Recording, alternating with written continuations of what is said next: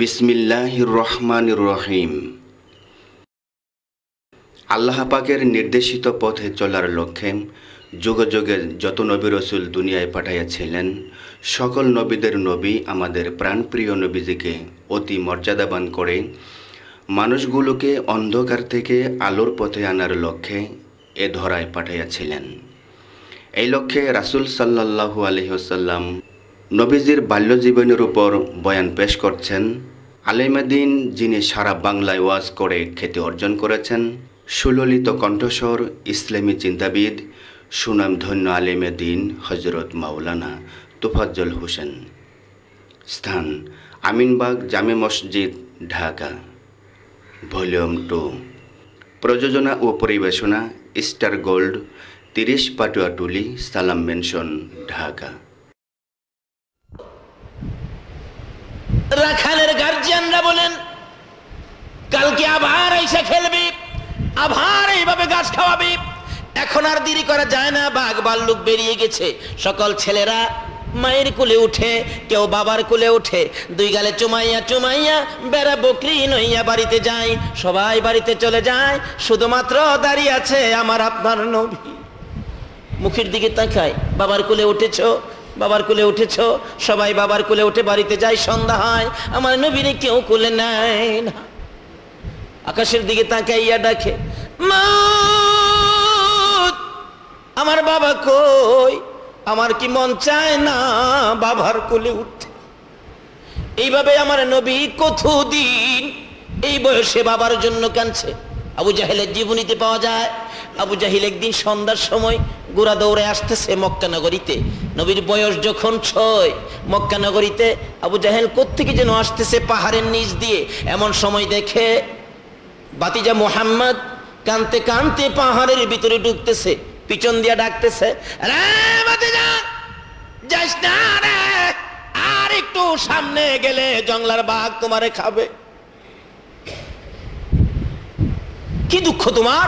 কোথায় যাও? কেন? পিছনে ফিরে জবাব দেন, চাচা গো, আমি যেই দিকে আমার বাবা পাবো গো, যেই জায়গায় আমার বাবার কোলে উঠতে পারবো, আমি সেই জায়গায় রওনা হয়েছি, আমারে বাধা দিয়েন না। আবু জাহেল বলেন, বাবা, তোমার কি বাবা আছে? কই যাইবা? কার কোলে উঠবা? কে তোমারে কোলে নিবে? সামনে গেলে বাঘে খাইবো। আও তাড়াতাড়ি আহো। লম্বা ঘটনা। উঠাইয়া পুরার পৃষ্ঠে বসাইয়া বাড়িতে নিয়ে ডাকতেছেন, আমেনা খাও, আমেনা, কি এই তোমার ছেলে গেছিল গা বাঘে খাইতো, আমি না দেখলে কিছুক্ষণ পরে। আমেনা মুস্কি মুস্কি হাসে, আমার ছেলেরে বাঘে খাইবো, এটা আপনি কিভাবে বুঝলেন? ওই বাঘে পাইলে কি খায় না? হগলেরে খাইতে রে, আমার এই ছেলেরে বাঘে খাইতে কষ্টি। ও কেন? আমার এই ছেলে যখন আমার পেটে তাসি বাঁধছে, কত কাণ্ড কারখানা হয়েছে আপনি জানেন?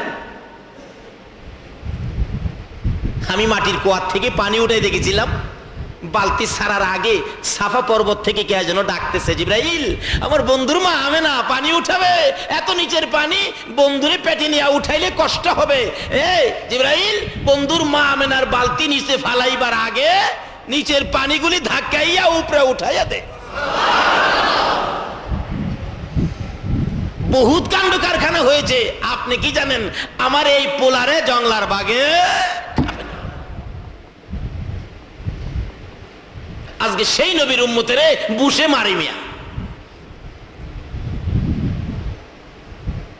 আসুন রবিউল আউয়াল চাঁদে সেই নবীর উম্মত হয়ে যায়, যে নবীর উম্মত 313 জন ময়দানে নামলে 1000-এর বেশি দুলিশাত হয়ে যায়। আমরা সেই নবীর উম্মত। তারা কোন মন্ত্র নিয়ে মাঠে নামছিলেন আর আমরা কোন মন্ত্র নিয়ে মাঠে নামছি? আজকে আমাদের কোন দিকে, আমাদের অ্যাক্সিডেন্টের কারণটা কি, দিক কোনটায় চলে গেলাম, এটা বোঝার জন্য একটু আলোচনা করতেছি। আসুন সামনে বাড়ি। আমাদের ভাগ্য ভালো, আপনাদের ভাগ্য ভালো, এই রবিউল আউয়াল চাঁদে এটুকুন সময় দেওয়ার জন্য যারা আল্লাহর ঘরে বসে আছেন। এই রবিউল আউয়াল চাঁদে, পবিত্র ঈদে মিলাদুন নবীর চাঁদে আল্লাহ যে আমাদেরকে কবুল করেছেন, সকলে বলুন আমিন। আসুন আগে বাড়ি। আমার নবীকে কুলে নিয়ে বলতেছেন, না, আমার এই ছেলেকে তো জংলার বাগে খাবে না। নবীজি বলেন, চাচা, চাচা, আজকে কেমনে কেমনে একটু আদর করলেন, জীবনও নবীর আদর করে না। কারণ আমাদের দেশে তো অভ্যাস, এতিম পাইলে আরো কিভাবে কষ্ট দিব এই তালে খালি ঘুরে, আদরের তালে নাই। যাই হোক, এদিকে আমার আলোচনা না, আসুন যাই নবীজির কালটা।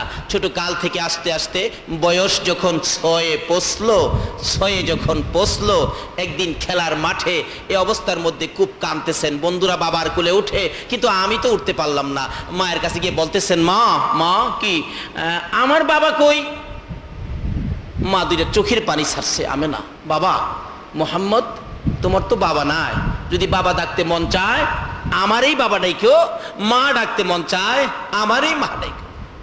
এই বলে শিশু নবী কান্দে, আমেনাও কান্দে। দুইজনের কান্দার আওয়াজ শুনে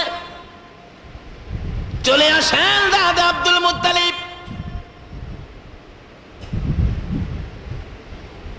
আমেনা, কেন রে এইভাবে সন্তান বুকে লইয়া কান্দ?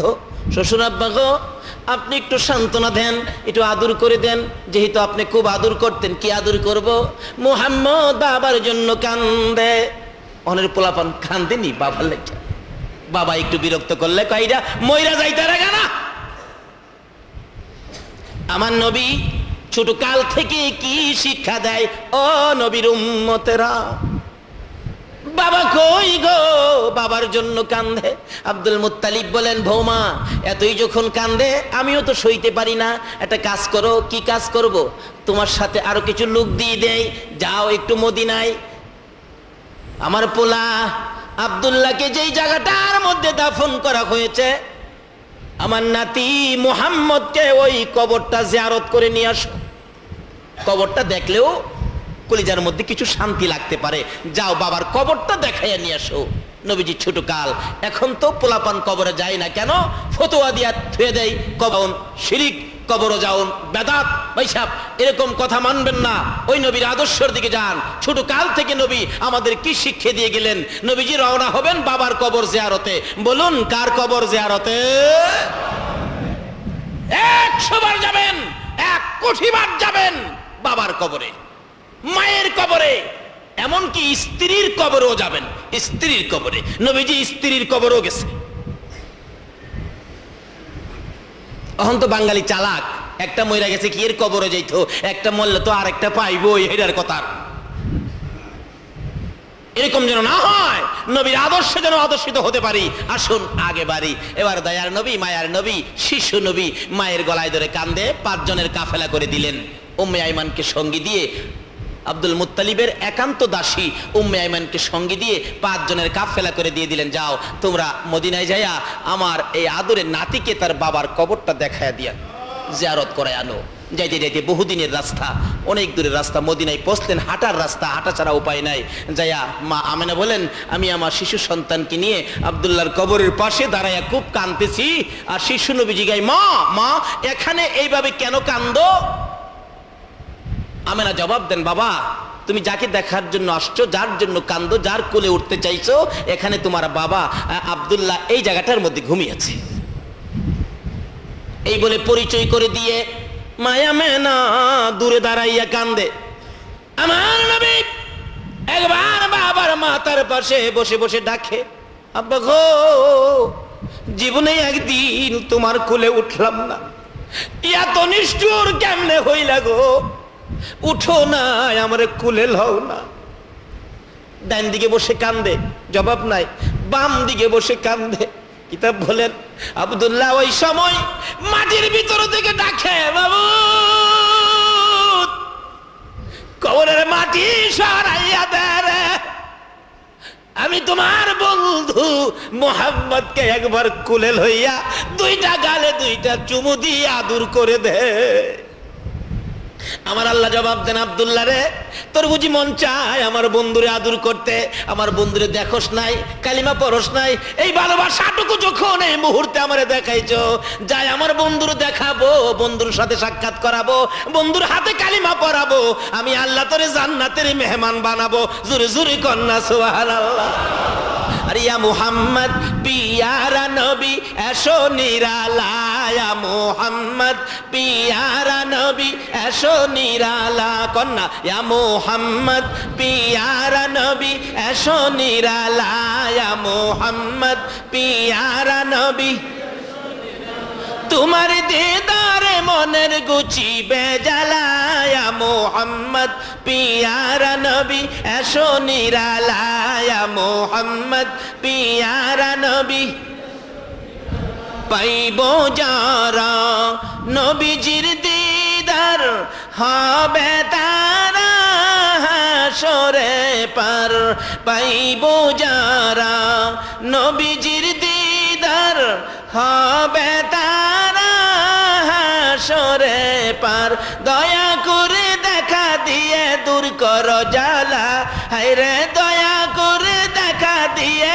দূর কর জ্বালা ইয়া মুহাম্মদ পিয়ারা নবী এসো নিরালা ইয়া মুহাম্মদ পিয়ারা নবী তুফা জলের বাবো না নবী সারা হব না তুফা জলের বাবো না নবী সারা হব না নবীর আশিক পার হইবে হাসরের বেলায় মুহাম্মদ পিয়ারা নবী এসো নিরালায় মুহাম্মদ পিয়ারা নবী এইসব কষ্ট হইতাছে আপনাদের কষ্ট হইলেও তো নবীর আলোচনা চলবে নবীর পক্ষে থাকতে রাজি আছেন নবীর পক্ষে থাকবে যে আল্লাহর পক্ষে আল্লাহ তার পক্ষে থাকবে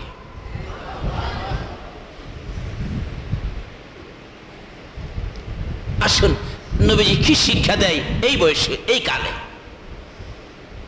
খুব কাঁদতেছে কাঁদতে কাঁদতে অস্থির বাবা আর কোলে নেয় না মা আমেনা বলেন বাবা মুহাম্মদ বুঝেছি তোমার বাবা কোলে নিবে না আয় আমি মায়ের কোলে তাই না কোলে নিলে নবী আমার মাথাটুকু মায়ের কাঁধের উপর ফালাইয়া পিছনের কাপড় নবী বিছা আমেনা বলেন বাবা মুহাম্মদ আর কাঁদলে লাভ হবে না লম্বা ঘটনা কিছুদিন বেড়াইলেন নানার বাড়িতে আবার রওনা হবেন মক্কার দিকে রওনা হবেন আধা রাস্তায় যাওয়ার পর আবওয়া নামক স্থানে মা আমেনা ডাকেন উম্মে আইমান রে কেন জানি আমার শরীর ভালো লাগতেছে না তাবু টানাও তাবুর ভিতরে শুয়ে একটু ক্লান্ত শরীর রেস্টে আছেন মা আমেনা বলেন আমার শরীর কেন জানি গরম হয়ে আসতেছে মাথায় পানি দিব একটু পানি দিলে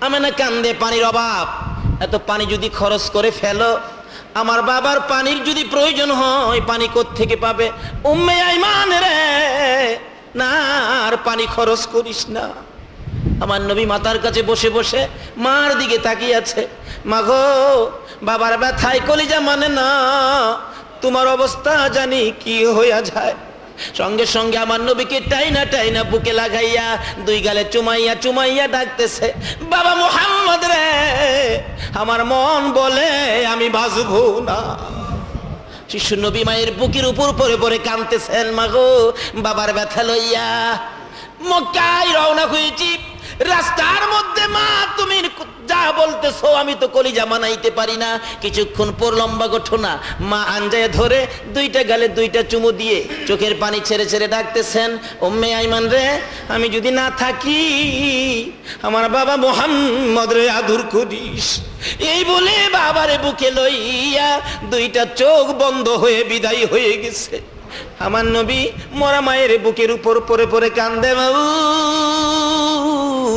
বাবা খুঁজতে যাইয়া মা হারাইলাম কে আমার আদর করবে আমার আল্লাহ বলেন দুনিয়ার মানুষের কাছে তোমার এই অভাব তুলে ধরবো এই অভাবের অভাবী হলে তোমাকে দুনিয়ার যে কেউ ভালোবাসবে গো বন্ধু আমি আল্লাহ তারে ভালোবাসবো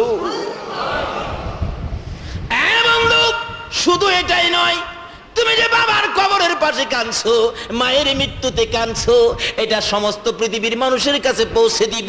এই বয়সে 6 বছর বয়সে বাবার কবরে কাঁদছো, চোখের পানি ছাড়ছো, মায়ের জন্য কাঁদছো।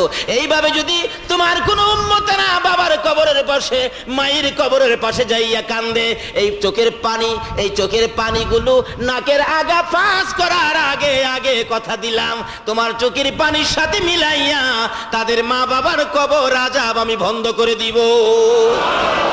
নবী ছোট কালে আমাদেরকে কি দিয়ে গেলেন, এগুলি আল্লাহর কাছে পছন্দের। এটা যদি আমরা করি আমরাও একই চিমের বরকত পাবো। কি বলেন, মা কবরে থাকলে মার কবর থেকে আযাব দূর করার আন্দোলন করা আমাদের দরকার আছে কিনা? এটা কি দিয়া করবেন? রাস্তাঘাটে মিছিল করে না, এটা করতে হবে নামাজ পড়ে। নামাজ পড়ে 2টা হাত বাড়ায় কাঁদবেন, মাবুদ গো আমার মারে মাফ করে দাও। মা এই কিসিমের দোয়া আমাদের কাছে পাবে কিনা বলুন তো? কেন মা একালে আমাদের জন্য কষ্ট করে নাই? ছোটকালে দেখেন একসাথে যখন সংসার ছিল, গ্রামের বাড়িতে থাকতেন তো একসাথে সংসার, চাচা একসাথে, এমন সময় বিয়ে শাদী করেছে অনেকেই, 5-7 জন ঘরের মধ্যে মহিলাই খালি দেখবেন। আমরা খালি প্রথম অবস্থায় মার প্রথম সন্তান তো, মা কোলে নিয়ে খাইতে বসছিল ছোটকালে, 51ভুক্ত সংসার। মা দেখছেন খাইতে বসছে, এমন সময় মার কোলে থেকে 50 গ্রাম পায়খানা করে দিছিলাম। করেন নাই মার কোলে পায়খানা? এখানে কেউ বলতে পারবেন যে আমি মার কোলে পায়খানা করি নাই? দেখলেন পায়খানার, যেই খালি পায়খানার গন্ধ ছুটছে, চাচি দেখবেন নাকে কাপড় দিয়ে লাইছে, খাওয়া যাবে না, পায়খানার গন্ধ, প্লেট লইয়া হ্যাঁ তো উইটে গেছে গা। খালাম্মা কই আমি আর কি লেগে আইছিলাম বেড়াইতে, পায়খানার গন্ধ খাইবার লেগে বেরিয়ে গেছে গা। ফুফু আম্মা কই মাইরা লাইছে রে, দাদি কয় সবাই নাকে কাপড় দিয়া ঘর থেকে বাহির হলো, কিন্তু একজন মহিলা নিজের কাপড়টা দিয়া পায়খানাটারে বইলা ফেলাইছে, এক সাইডে রাইখা বাবারে বুকে লইয়া ভাত খাইতেছে, একবারও নাকে কাপড় দিল না। বলুন তো এই মহিলাটাকে? শুধু কালেই মা বাবা কি জিনিস আমার নবী শিক্ষা দিতেছে। আজকে এ নবীর আদর্শ নাই, এ নবীর তরিকা নাই, এ নবীর প্রেম নাই, এই জন্য বিশ্ববাজারে আজকে মুসলমানদের অধঃপতন। কি সুন্দর লাইন আমাদের নবী দিয়ে গেলেন, আমার আল্লাহ দিলেন। কোরআন শরীফ থেকে যা তালাওয়াত করেছি এটা আমার আল্লাহর দেওয়া লাইন, হাদিস শরীফ থেকে যা তালাওয়াত করেছি এটা আমার নবীর দেওয়া লাইন। এই 2টা লাইন ঠিক থাকলে আপনি তো অ্যাক্সিডেন্টে পড়বেন না, তো কোনো দিন না। দেখবেন বাই রোডের যে বিশ্ব রোডগুলো আমরা গাড়ি দিয়ে চলাফেরা করি, বলুন তো বিশ্ব রোডের মধ্যে কোনো জায়গায় আছে 2টা ভাগ করে দিছে, আছে কিনা? আবার কোনো জায়গা আছে 2 ভাগ করা সম্ভব নয়, এই জন্য দাগ দিয়া রাখছে, সাদা দাগ দিয়া 2 ভাগ করে বুঝাইলেন, একদিক দিয়া গাড়ি আসবে আরেক দিক দিয়া গাড়ি যাবে। আচ্ছা বলুন তো এই দাগ মাইনা যদি ড্রাইভাররা গাড়ি চালায় কোনোদিন অ্যাক্সিডেন্ট হবে? আচ্ছা এখন কি দাগ মানে? খালি ওভারটেক করে আরেক বেচারার জায়গা দিয়ে যাইতেছে, কুয়াশার মধ্যে ওদিক দিয়ে তার নিজের জায়গা দিয়ে গাড়ি আসতেছে, মুখামুখি সংঘর্ষ, 2টা গাড়ি ভাঙলো, 5 জন প্যাসেঞ্জার মরল, 3 ঘন্টা রুট জাম লাইগা রইল। বলুন তো এটার কারণটা কি? দাগ মানে নাই। আজকে বিশ্ববাজারে মুসলমানদের অধঃপতনের কারণ হলো আল্লাহ রাসূলের দেওয়া দাগগুলি আমরা মানি না। একটা দাগ হলো কোরআন, আর একটা দাগ হলো হাদিস।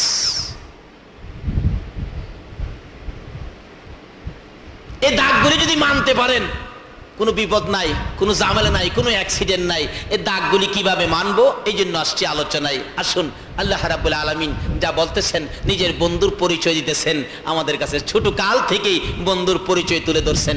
বন্ধুগো তোমাকে কিন্তু অসহায় হতে দেয় নাই, ছোট কালেই। বলুন তো হালিমার কুলে নবীর আদর বাড়ছে না কমছে? তারপরে যখন বয়স 6 হয়ে গেল, মা আমেনাও দুনিয়া থেকে বিদায়। মা কত কষ্ট করেছে, আমাদের মাও কিন্তু ছোটকালে বাচ্চা নিয়ে এরকম কষ্ট করে। এই মার জন্য দোয়া, এই ব্যবস্থাটা রাসূল করে দিয়ে গেলেন। চোখের পানি যদি আসে, নবীর চোখে পানি আসছে বাবার জন্য, মায়ের জন্য, আল্লাহ কবুল করেছে। বন্ধু এইভাবে যদি কেউ মা বাবার জন্য কান্দে, কথা দিলাম এই চোখের পানির বিনিময় আমি তাদেরকে মাফ করে দিব। যতই হোক লম্বা ঘটনা, শুধু এটুকের মধ্যে ওয়াজ করলে কয়েক ঘন্টার দরকার। আসুন সামনে বাড়ি। 6 বছর যখন শেষ হয়ে যায়, মা আমেনা দুনিয়া থেকে বিদায় হয়ে গেলেন। আমার নবী এখন তো মাও নাই বাবাও নাই। মাঝে মাঝে নবী নির্জনে বসে থাকেন। নবীজির দাদা আব্দুল মুত্তালিব দেখলে দৌড়াইয়া যায় কোলে আনে, কিন্তু দাদাও যেন অসুস্থ হয়ে গেলেন। বয়স নবীজির 8 বছর পার হয়ে যায়, দাদাও এখন দুর্বল। দাদা চোখের পানি ছেড়ে দেয়, নাতি রে আমিও মনে হয় বাঁচবো না, তোমারে আদর করব কে? অথচ নবীকে অসহায় হতে দেয় নাই। বাবা নাই, যে যার কাছে যায় সেই আদর করে। সুবহানাল্লাহ। আল্লাহ বলেন, বন্ধুকে ওখানে কেউ নাই, আমি আমার ফেরেশতাদেরকে দিয়ে তোমার আদর করাইছি। কেন? হযরত আব্বাস রাদিয়াল্লাহু তাআলা আনহুর জীবনী খুলে দেখুন। আব্বাস বলেন, আমার ভাতিজা এতিম, ভাতিজা হইছে পরে আমি কিছু কাণ্ড কারখানা দেখছি। কিরকম কাণ্ড কারখানা? একদিন রাত্রের বেলা গেলাম, নবীজি দুনিয়াতে আসার 3 দিন পরে। বলুন তো 12 তারিখ দুনিয়াতে আসলে 3 দিন পরে যদি আব্বাস এই কাণ্ড কারখানা দেখে, তাইলে ওই সময় রবিউল আউয়ালের চাঁদের কয় তারিখ হইছে? 15 তারিখে। আকাশের চাঁদটা কি ছোট না বড়? হযরত আব্বাস রাদিয়াল্লাহু তাআলা আনহু বলেন, আমি নবীজি দুনিয়াতে আসার, আমার ভাতিজা দুনিয়াতে আসার 3 দিন পরে একদিন গেলাম, যায়া দেখি ঘরের ভিতরে রাত্রের বেলা ফাঁকেদা চুকি দিয়া দেখি একটা লাইট ফোকাস হয়ে রয়েছে। কিন্তু আবার দেখি ঘরে কেউ নাই, কিন্তু যে দোলনার মধ্যে রাসূল শুয়েছিলেন দোলনাটা অটোমেটিক জ্বলতেছে। ঘরে কেউ নাই, দোলনাটা ঠিকই দুলতেছে। আবার দেখি আমার ভাতিজার হাত নড়ে, হাত নড়ার দিকে তাকাইয়া দেখি এই হাত নড়াটা আকাশের চাঁদের মধ্যে গিয়ে লাগছে। আঙ্গুল নাড়া দিলে হাত নিচে আসে, আঙ্গুল উঠাইলে চাঁদ উপরে যায়, আঙ্গুলের সাথে চাঁদ ওঠানামা করতেছে। জোরে জোরে কন্যা সোহা। আচ্ছা, এরকম একটা ঘটনা আমাদের হয়েছে কিনা ছোটকালে? কিন্তু চাঁদ তো উঠছে না, নামছে না, আসছে না, কিন্তু মা কিন্তু ওই একটা গান গাইতো, আয় আয় চাঁদে মামা, কয় না কয় না? কুকুর চোখে ঘুম দিয়া যায়, একে গেলাম গুনগুনায় গান গা আর দোলনা জোলা। হযরতে আব্বাস বলেন, যেইভাবে আমাদের সন্তানদেরকে দোলনায় শুয়াইয়া লড়াইয়া লড়াইয়া চাঁদের গান গাইতাম, হযরত আব্বাস বলেন আমি দেখি যাই আমার ভাতিজার দোলনাটা লড়ে, আকাশের চাঁদ উঠা নামা করে। যেদিন কালিমা পড়বে ওই দিন হযরতে আব্বাস বলেছিলেন, ভাতিজা একটা জিনিস জানতে চাই, ওই দিন থেকে আমার অন্তরে তোমার দিকে প্রেম ভালোবাসা গিয়েছে। কি কথা চাচা? ভাতিজা, ও ভাতিজা জানতে চাই, ছোটকালে তোমার দোলনাটা কে লড়াইতো কাউরে দেখি নাই, আকাশের চাঁদ ওঠানামা করতো আঙ্গুল ইশারায়, কারণটা জানতে চাই। আমার নবী 2টা চোখের পানি ছেড়ে ছেড়ে বলেন, চাচা গো, আমার মা আমাকে দোলনায় শোয়াইয়া গেলে, এদেশের মানুষ দোলনায় ধাক্কা দেওয়ার মানুষ আছে গো, আমার দোলনায় ধাক্কা দেওয়ার মানুষ ছিল না, আমার বাবা নাই, আমার দোলনার মধ্যে আমার আল্লাহ রহমতের ফেরেশতা দিয়া দোলাইতো। এদেশের ছোট্ট ছোট্ট ছেলেরা মেয়েরা ছোটকালে যখন বিছানায় শুইয়া কিছু খেলতে চাই, দেখতে চাই, মা বাবা দেখবেন ফুল কিনে বিছানার উপরে চোখের সামনে তুলে ধরে, ধরে কিনা কান, চোখের সামনে ফুল টানাইয়া রাখে, বাচ্চাগুলো 2 হাতে নাড়াচাড়া করে, চাচা একটা ফুল কিনে দেওয়ার আমার কেউ নাই, সেই জন্যই আমার আল্লাহ আকাশের চাঁদ আমার জন্য ফুল বানাইছে। ছেড়ে দে নৌকা মাঝি যাব মদিনায়, কন্যা ছেড়ে দে নৌকা মাঝি, দিনে রাইতে কান্দে নবী উম্মতের মায়ায়, দিনে রাইতে কান্দে নবী উম্মতের মায়ায়, ছেড়ে দে নৌকা মাঝি যাব মদিনায়, ছেড়ে দে নৌকা মাঝি।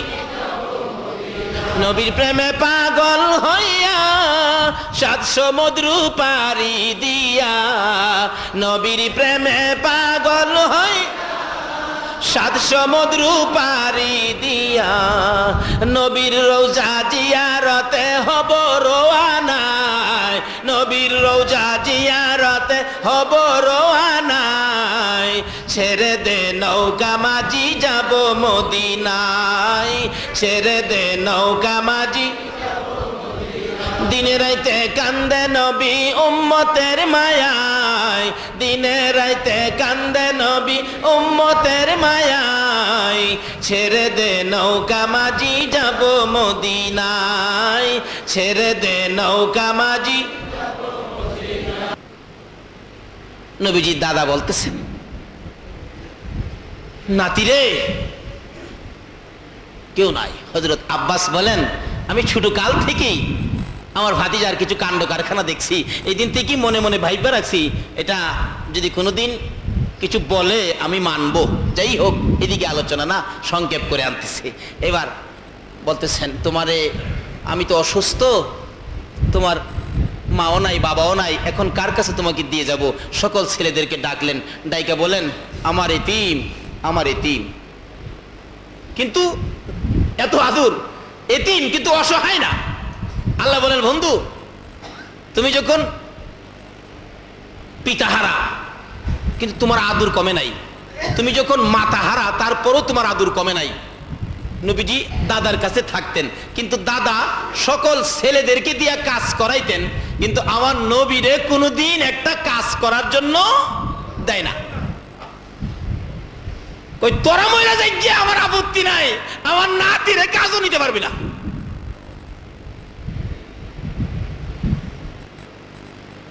আল্লাহ কয়, বন্ধু হো কি খবর? কই না, আদর আছে। এই নবীর উম্মত হইতালে আল্লাহর কাছে আপনাদেরও আদর আছে। ছাড়ে না, কোনো কাজ আমার নাতিরে দিতে পারবি না। যেই হোক, এবার নবীজির দাদাও দুনিয়ার থেকে বিদায় মুহূর্ত সকল ছেলেদেরকে ডাকলেন, আসো এদিকে আসো। আবার কেন ডাকছেন? চোখের পানি ছাড়তেছে, বুড়া মানুষ, আমার এই নাতিরে তোরা কে নিবে? আমি তো দুনিয়ায় থাকবো না, চলে যাব, তোরা কে নিবে? আমির হামজা গিয়া কয়, আব্বা আমারে দেন, আমি নিব। কতক্ষণ চায় থেকে কয়, না রে, তুই আমার এই নাতির আদর করার মতো মন মানসিকতা তোর নাই। কব কন কি? হা পারতি না।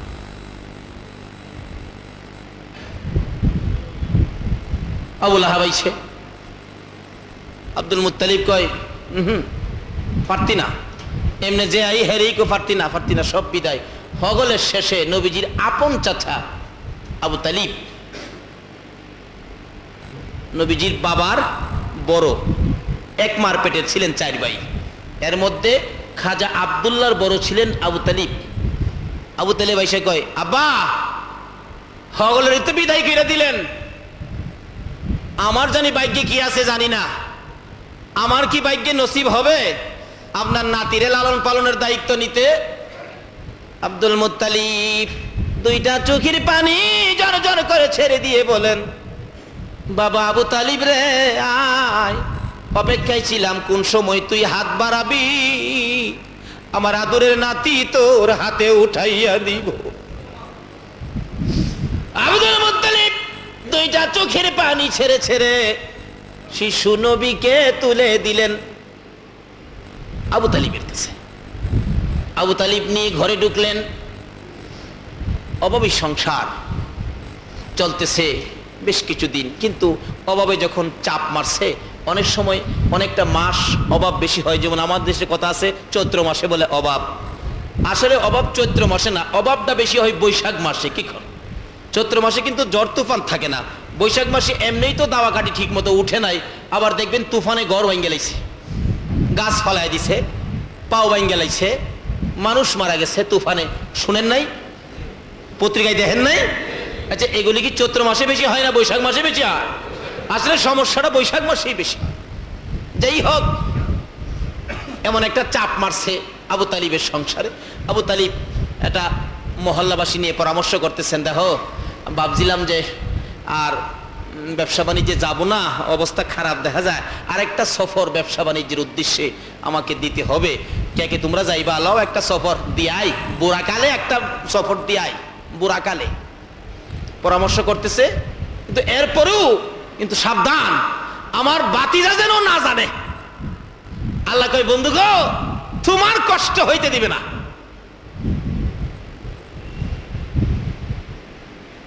বাতিজা যেন না জানে।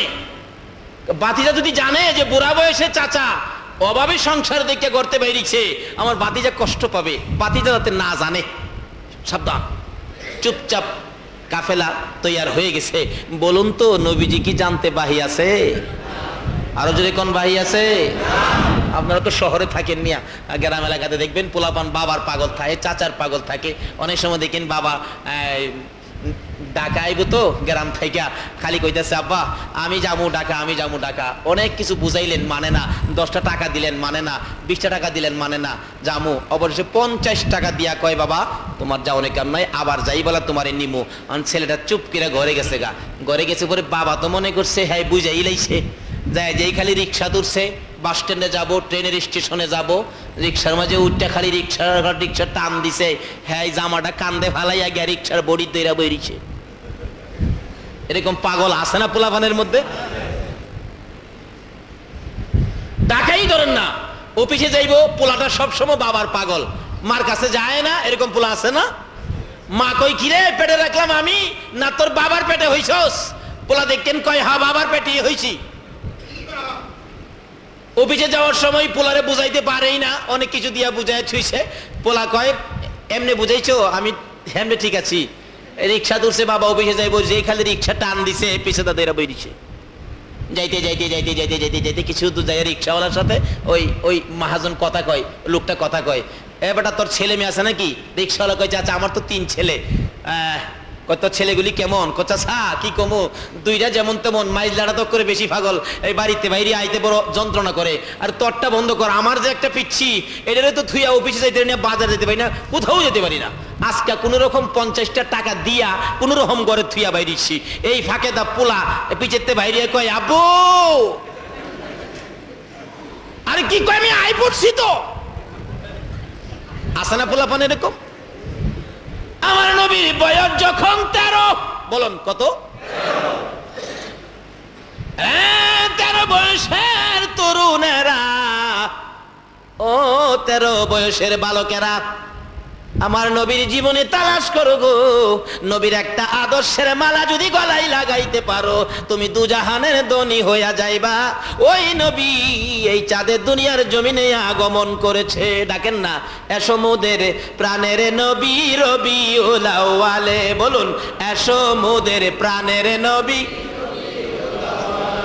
বিশ্বভুবন হইল সৃজন তোমারই প্রেমের বলে, বিশ্বভুবন হইল সৃজন তোমারই প্রেমের বলে, এসো মোদের প্রাণের নবী রবিউল আউয়ালে, বলুন এসো মোদের প্রাণের নবী। শুনয় রে বাঙালিরা পাইছো মনি মুক্তা হীরা, শুনয় রে বাঙালিরা পাইছো মনি মুক্তা হীরা। সোনার বাংলায় সোনা পাবে নবীজির পাগল হলে, সোনার বাংলায় সোনা পাবে নবীজির পাগল হলে, এসো মোদের প্রাণের নবী রবিউল আউয়ালে, এসো মোদের প্রাণের নবী। আহ কি যে রবিউল আউয়াল চাঁদ, খবর নাই না কত দিবস পালন করে এই দেশের মানুষ। এই দিবস এই দিবস, খালিফা আডার দিবসও আছে, আছে না? কিন্তু যেই চাঁদে নবী দুনিয়াতে আসছে, যেই নবী না আসলে পৃথিবীর কিছু আরশ কুরসি লৌহ কলম সহ কোন মাখলুকাত হতো না। আজকে সেই নবী দুনিয়াতে আসলে এই উপলক্ষে কে কি করেছেন? কোন দিবস নাই, আর দিবসের পাগলও নাই। যদিও কিছু হয় কেউ করে, আবার কেউ টিটকারি করে। অথচ এই দিবস কি বলেন খিলাফ। নবী দুনিয়াতে আসছে খবর পায়া আবু লাহাব বান্দি গিয়া কই চাচা একটা পূর্ণিমার চাঁদ দুনিয়াতে আসছে। কও কি কোথায়? আপনার ভাই যে আব্দুল্লাহ ছিল, আব্দুল্লাহর ছেলে হয়েছে এতিম ছোট্ট, কি সুন্দর পূর্ণিমার চাঁদ, তাই নাকি? আমার ভাই নাই ভাতিজা হইছে, খুশির খবরটা দিলি। সবার দিন সকালবেলা ভোরবেলা খবরটা পাইলাম, এই আঙ্গুলটা উঠাইছিল আবু লাহাব, উঠাইয়া বলছিল যাও তোমাকে বহু টাকা দিয়ে খরিদ করে আনছিলাম, কিনা গোলাম তুমি, আজকাল থেকে দাবি নাই, আমার ভাতিজার খবরের খুশিতে তোমাকে মুক্ত করে দিলাম, যাও। আমার আল্লাহ কই আবু লাহাব রে, আমি যার প্রেমে সব বানাইলাম, এই বন্ধুর ভালোবাসায় আঙ্গুল উঠাইলি, এই আঙ্গুলটাই তো আমার কাছে দামি হয়ে গেছে। জোরে জোরে কোন সুবহান। আমি বলবো আজকে যারা নবীর ভালোবাসায় এখানে বসে আছেন, আপনারাও আল্লাহর কাছে দামি হয়ে গেছে। কেন? নবীর ভালোবাসায় কিছু করলে আল্লাহ খুশি হয়, রাসূলও খুশি হয়। ইতিহাসের কথা খুলে দেখুন, একজন ইতিহাসবিদ লেখেন, এই ভারতবর্ষের মধ্যে একটা বই লেখক বই লিখেছিলেন, যে বইটার নাম ছিল রঙ্গিলা রাসূল। নাউজুবিল্লাহ কোন না? আমার নবীকে কলঙ্ক করে বই লিখেছে এক যুবক, আপনাদের মতো নবীর আশেক ছিলেন। যুবকটা চোখের পানি ছেড়ে দিয়ে বাড়িতে গেছেন, মা একটা খবর শুনলাম। কি খবর? আমার নবীকে কলঙ্ক করে বই লিখেছে, এটা তো সহ্য করতে পারি না। মা বলেন, কি করতে চাও বাবা? মা, আমি আসতেছি। গোসল করলেন, পায়জামা পাঞ্জাবি পরে পাঞ্জাবির নিচে একটা ছুরি ঢুকাইলেন, যাইয়া মার পায়ে সালাম করতেছেন, মা আমার বিদায় দাও, যদি ভাগ্য ভালো হয় দেখা হতে পারে, না হইলে দেখা নাও হতে পারে, বিদায় দাও। মার পায়ে সালাম করে বিদায় হলেন। নবীর দুশ্মন দুনিয়ার থেকে বিদায় করবেন। যে ডাকতেছে, রঙ্গিলা রাসূল লেখকের বাড়ি কোনটা? বললেন তো সামনের বাড়িটা। বাড়িতে আছেন লেখক সাহেব? হ্যাঁ বাড়িতে। এদিকে আসেন। আপনি কি আমার নবীকে কলঙ্ক করে বই লিখেছেন? তুমি কি বলতে চাও? এদিকে আসেন না। চেহারাটা যেন আগুনের মতো লাল হয়ে গেছে। এদিকে আসেন। যে নবীর উসিলায় কুল কায়নাত, সেই নবীকে কলঙ্ক করে দুনিয়ার আলু বাতাস খাবেন। কাছে আসেন। কি বলতে চাও? মেজাজ গরম করে এই কি বলতে চাও? কাছে আসার সাথে সাথে ছুরিটা বাহির করে কলিজাটার মধ্যে লাগাই দিচ্ছে। দুনিয়ার থেকে বিদায়। লোকেরা বলেন, যুবক সরে যাও এখান থেকে, পুলিশ আসবে, ব্রিটিশের আইন ধরে নিয়ে যাবে। নিয়ে যাক, বিশ্বের বাজারে প্রমাণ করতে চায় আমি একটা যুবক। এমন মা আমাকে পেটে নিয়েছে যে মায়ের সন্তান নবীর দুশ্মন বিদায় করেছে। আজকে কোন মা এই মসজিদের সন্তানগুলো পেটে রাখছো? এর মধ্যে থেকে যদি কোনো মা কবরে থাকে, এই মাহফিলের বরকতে তাকে মাফ করে দেওয়া হয়েছে। ডাকতেছে, সরে যাও। না, সরব না। পুলিশ আইসা ধরে নিয়ে গেলেন। বিচার হবে, অনেক লম্বা ঘটনা। বিচার হবে, বিচারের রায় হলো আগামীকাল 12টা 1 মিনিটে তোমাকে ফাঁসি দেওয়া হবে। ঠিক আছে, কিছু কথা আছে? জি বিচারপতি, কথা কি? একটা কথা, যে মা আমার মতো সন্তান পেটে রাখছে, নবীর আশেক পাগল আমি, এই মাস কাছে একটা রাত্র থাকতে চাই মার আদুরে। যাও, পুলিশ পাহারায় মার আদুরে থাকবে। মা, মা কি বাবা? আমার তো ফাঁসির রায় হয়ে গেছে। মা চোখের পানি ছেড়ে দিছে। বাবা তোমার ফাঁসি? কালকের থেকে আমারে মা বলে আর ডাকতে পারবি না? না। ছেলেটা বুঝায়, মা কাঁদবেন না, আপনি হাসরের দিন তো গৌরব করতে পারবেন, আমার পেটের সন্তান নবীর দুশ্মন বিদায় করেছে। আজকে 12 দিন ব্যাপী রবিউল আউয়ালে ঈদে মিলাদুন নবীর মাহফিলের আয়োজনের কে সদস্যগুলো কারা? আপনার হাসরের দিন গৌরব করতে পারবে আমার ছেলেরা 12 দিন ব্যাপী নবীর স্মরণে মাহফিল করেছে।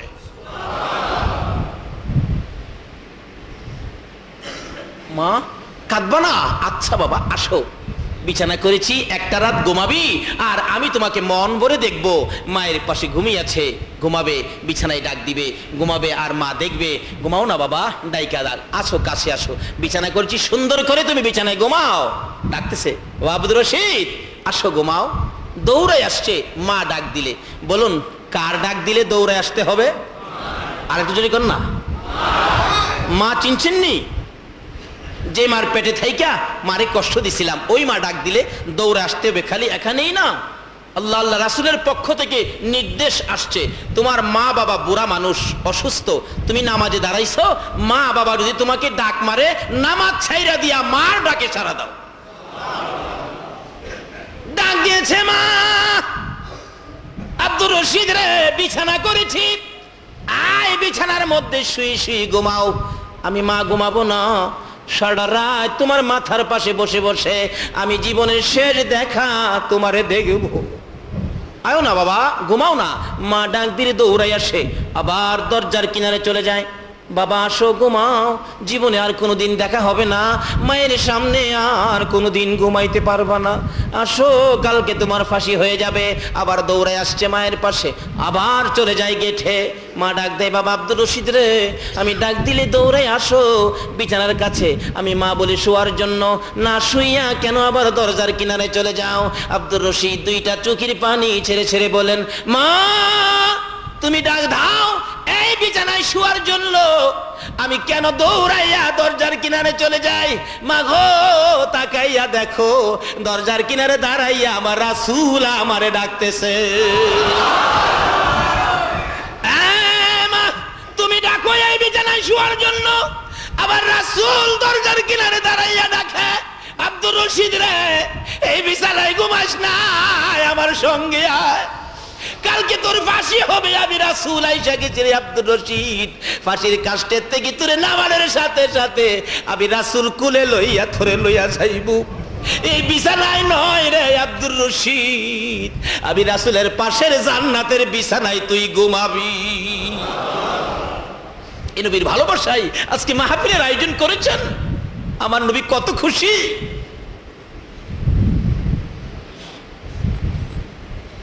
বলতেছিলাম ওই নবীর প্রেম আর ভালোবাসার মালা গলায় লাগান, আমার আল্লাহ খুশি হবে গো, রাসূল খুশি হবে গো, যে নবীর প্রেম আর ভালোবাসায় আমার আল্লাহ এত কিছু করেছেন, এক নবীর জন্য এত কিছু করেছে। আজকে সে নবীর ভালোবাসায় সময় দেওয়ার ভাগ্য কোন মায়ের সন্তানের হয়েছে, কার হয়েছে? আসুন আগে বাড়ি। ভাই সাহেব, আমি শেষ পর্যায়ে যেতেছি, আপনাদের কষ্ট হইতাছে না তো? তাহলে মহব্বত আর একটু দুরূদ শরীফ পড়ুন। আল্লাহুম্মা সাল্লি আলা সাইয়্যিদিনা মুহাম্মাদ, আল্লাহুম্মা সাল্লি আলা সাইয়্যিদিনা মুহাম্মাদ, শাফিয়ানা মাওলানা মুহাম্মাদ নবী, মাওলানা দিবানিশি মনেরে আমার আর দিও না যন্ত্রণা, দিবানিশি মনেরে আর দিও না যন্ত্রণা, হায়রে দনে যদি হইতাম দনে যাইতাম সোনার মদিনা, হায়রে দনে যদি হইতাম যাইতাম সোনার মদিনা।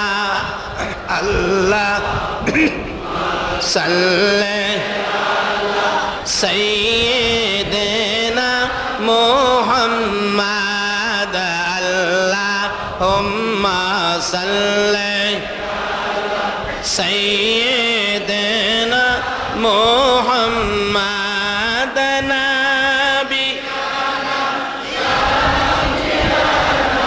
মাওলানা মুহাম্মাদ নবী, মাওলানা বালাগাল উলা বিকামালিহি। নাই ব্যবসায়ী যাবেন বুড়া বয়সে, নবীর বয়স জানি কত ছিল? আরো জোরে কোন কত? তাই 13 বছর বয়সের যুবক, তরুণ, বালক, বাল্যকাল আমাদের আছে না, হয়ে গেছে না? এক সময় ছিল কিনা বলুন তো? এই কালটা নবী আমাদেরকে কি দিয়ে গেলেন? এটা যদি আমাদের মধ্যে থাকে, সমাজে মহল্লায় অশান্তি থাকবে না। চাচা, চাচা, কি বাবা আপনার যেন বাপসাপ কেমন লাগে? কোথাও যাবেন নাকি? ওই যে বাচ্চা রিক্সার বড়ির ধরতেছে, কি গান? বাবা তুমি কেমনে টের পাইলা? চাচা আমার বাবা নাই, আপনি আমারে আদর করেন ছেলের মতো, আমিও কিন্তু আপনারে বাবার মর্যাদা দেই। বালক মোহাম্মদ কি বলল চাচাকে? কিসের মর্যাদা দেয়? অন্ত পত্রিকায় পাওয়া যায় চাচার মাথায় বাড়িও দেয় মুসলমান। বাতিজার আঘাতে কত চাচা যে বাংলাদেশে মরছে। কিন্তু আমার নবী কি শিক্ষা দিয়ে গেলেন? চাচা আপনি ব্যবসায় যাবেন এই বুড়া বয়সে, কষ্ট হবে না? বাবা কি করব, আমি কষ্ট করতে রাজি, কিন্তু তোমাকে কষ্ট দিতে রাজি না। চাচা যত কথাই কন, আপনার কষ্ট লাঘবের জন্য, কষ্ট কম হওয়ার জন্য আমি আপনার সঙ্গী হব। মুরব্বীদের সাথে যায় কয়, পারলাম না তো, বাতিজারে থিয়া যাইতে পারলাম না, বাতিজা তো সঙ্গী হয়ে গেল গা। তাওরাত জাবুর ইনজিল কিতাব বলেন, আমার নবী সঙ্গী হইয়া ব্যবসার উদ্দেশ্যে মক্কা নগর থেকে যাবেন কাফেলার সঙ্গে হইয়া।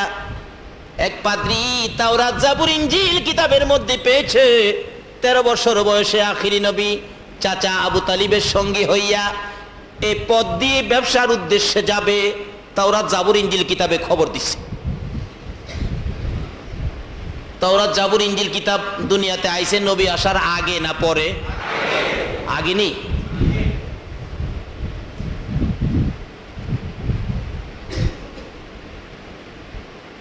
কেউ যদি কয় নবীজি 40 বছর বয়স হইছে পরে নবী হইছে, তাহলে কথাটা কি সঠিক হবে না ভুল হবে?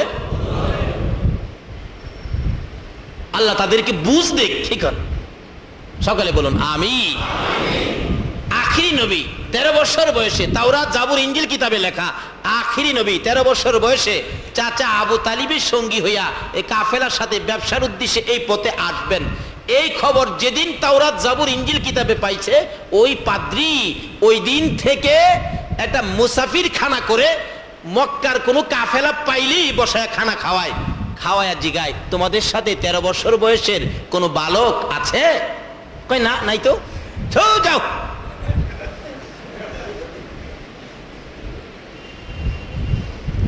কাফেলা দেখলেই খবর দেয়, নিয়ে আসো, মুসাফির খানায় ঢুকাও। ঢুকাইছে, খানা খাওয়াও। খানা খাওয়াইয়া উনি যায়, পাদ্রী যায়, হুজুর মানুষ তো, পিসাব মানুষ, মুরব্বী মানুষ, যায় যে জিগায়, তোমরা কি মক্কার কাফেলা? বলে হ্যাঁ। খানা খাইছো? খাইছি। তোমাদের সাথে 13 বছর বয়সের কোনো বালক আছে? না, নাই তো। এই যে খাউন খাওয়াইতেছে, সয় সম্পত্তি শেষ, কিন্তু যার খুঁজে আয়োজন তারে তো আর পায় না। পাদ্রী কি পাগল, আর উম্মত হইয়া পাগল হইলাম। শেষ বয়স, সম্পত্তি শেষ, শেষ মুহূর্ত, ডাকতেছে, হাইরে মনের আশা কি পুরা হবে না? এমনি সময় দেখে একটা কাফেলা আইসা বাড়ির সামনে ক্লান্ত হইয়া গাছের নিচে বসছে। সবাই গাছের নিচে বসছে, ময় মুরব্বীরা, কিন্তু আমার নবীর আদর্শ দেখেন, বালক বয়স, তরুণ বয়স। নবীজি মুরব্বীদের কাছে বসে না কেন? না, মুরব্বীদের সাথে আমি কিভাবে বসবো, আমি তো বালক মানুষ। কিতাবে আসছে নবীজি একটু দূরে যায়া একটা মরা গাছের নিচে বসছে। কোন গাছ? আচ্ছা, গাছ যাতাই হোক আর মরা হোক, মরা গাছ হইলো এই নবীরে চিনি নিও। কথাটা যেমন বুঝাইতে পারলাম না? মরা গাছেও আমরা নবীরে চিনি কিনা? লন্না মদিনায় যায়, মসজিদের নববীতে একটা মরা খেজুরের গাছ কাইটিয়া মিম্বরের পিছনে, নবীজি যেই মিম্বর দাঁড়ায় খুতবা দিতেন, মিম্বরের পিছনে মরা খেজুরের গাছটা কাইটা লাগাইয়া এটার মধ্যে হেলান দিয়া খুতবা পড়তেন। যেদিন মিম্বর পাকা হয়ে গেছে, ওই দিন খেজুরের গাছ উঠাইয়া বাহিরে ফালাইয়া দিছে। নবীজি খুতবা দিবেন, এমন সময় দেখে কান্নার আওয়াজ শোনা যায়, এতিমের মতো কান্না, কে যেন কান্দে। নবীজি তো মায়ার নবী, কান্দা শুনলে নবী বলেন, দেখো তো কান্দে কে?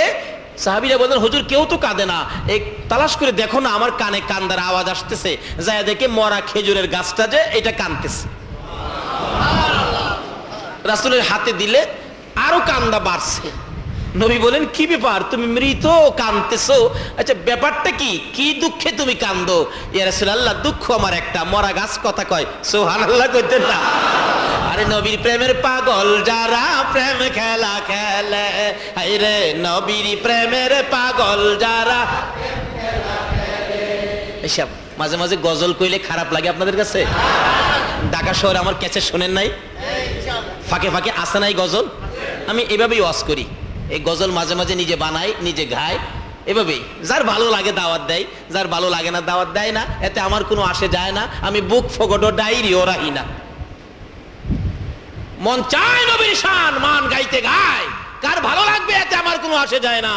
আমার মদিনার কামলিওয়ালা খুশি হইলে, আমার আল্লাহ খুশি হইলেই যথেষ্ট। আপনারা কি সেই মদিনার কামলিওয়ালাকে খুশি করতে চান? আমার আল্লাহকে খুশি করতে চান? কিভাবে করবেন?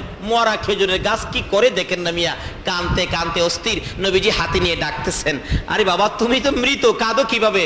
হুজুর সহ্য হয় না, আমি আপনার পেটের সাথে লাইগা থাকতাম, কত যে শান্তি, মরা বলে শান্তি পায়। আচ্ছা, মরা খেজুরের গাছ নবীর প্রেমে যদি শান্তি পায়, নবীর উম্মত হইয়া যদি, নবীর ভালোবাসা লইয়া যদি মইরা কবরও যাইতারি, বলুন তো আমরা শান্তি হবে না অশান্তি হবে?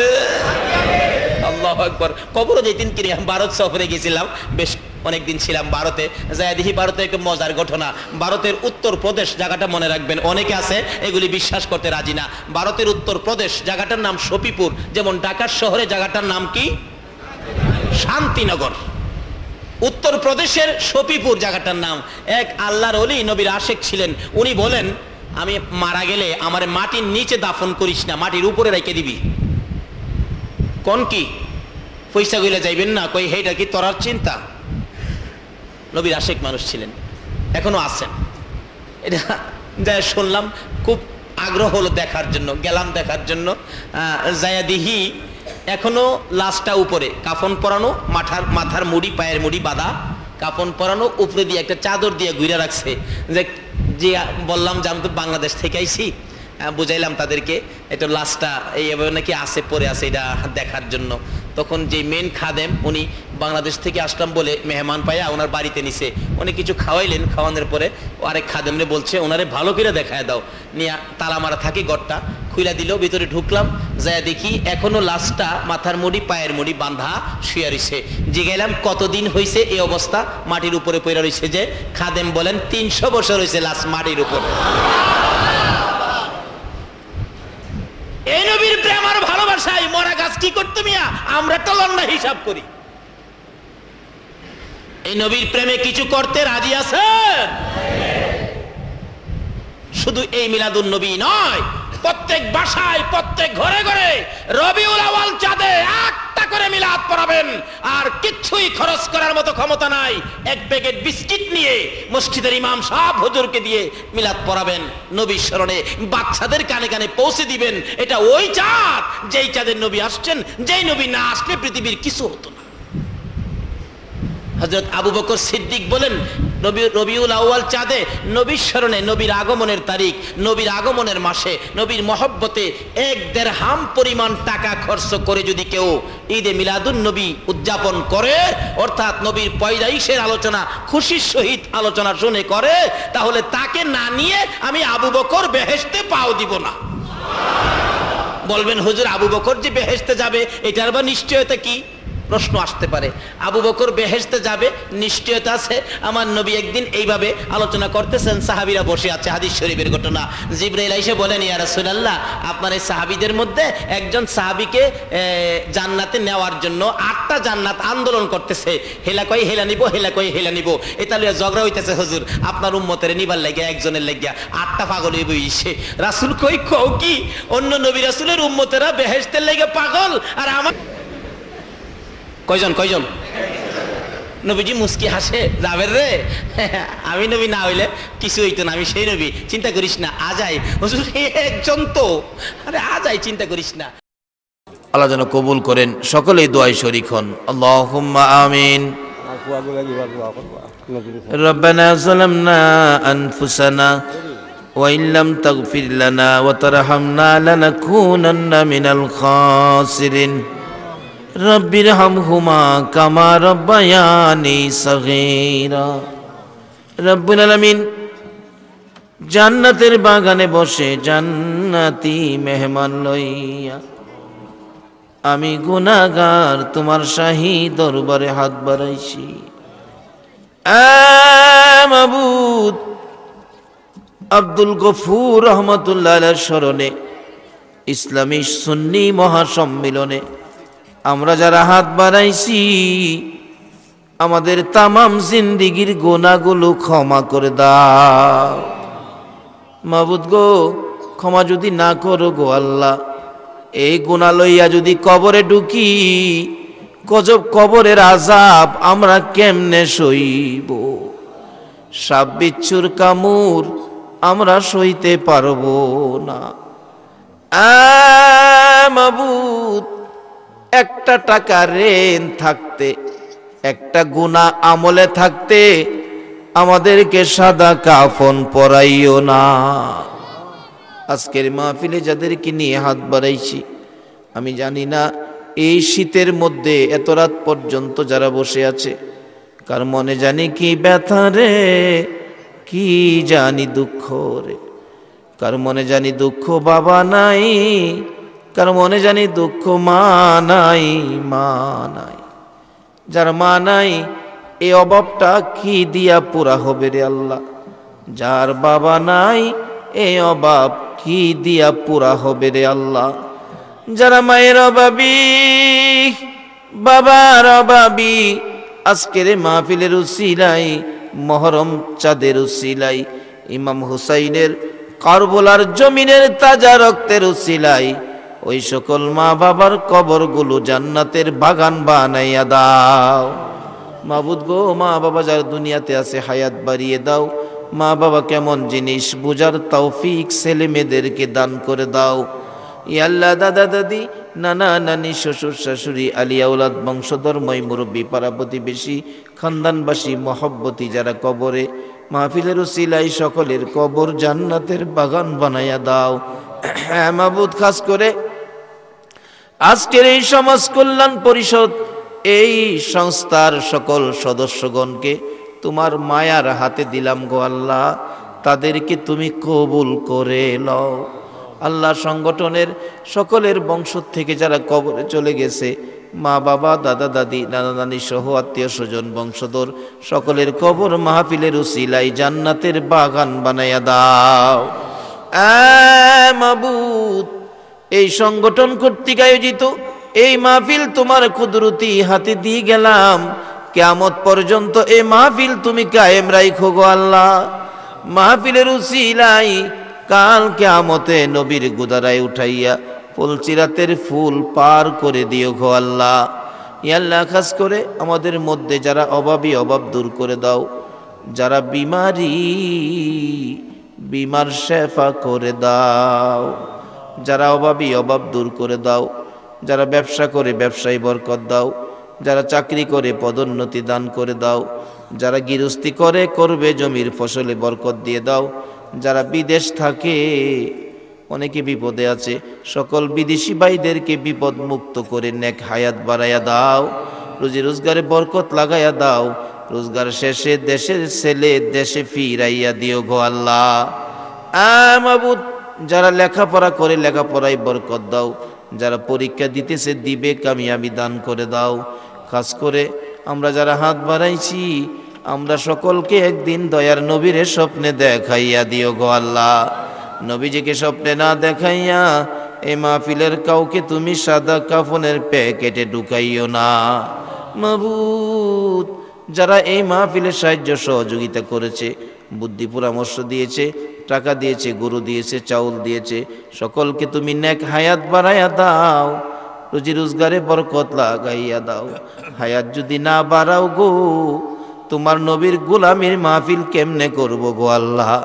মাবুদ, এই মাহফিলের উসিলাই সবাইকে তুমি কবুল করে লও। ইয়া আল্লাহ, সিন্নি বিতরণ হবে, সারা রাত মাহফিল চলবে। যা আলোচনা হয়েছে, আরো যা আলোচনা হবে, আমাকে সহ সকলকে তুমি আমল করার তৌফিক দাও। ওয়া সাল্লাল্লাহু তাআলা আলা খায়রি খালকিহি মুহাম্মাদিন ওয়া আলা আলিহি ওয়া আসহাবিহি আজমাইন বিহাক্কি লা ইলাহা ইল্লাল্লাহু মুহাম্মাদুর রাসূল।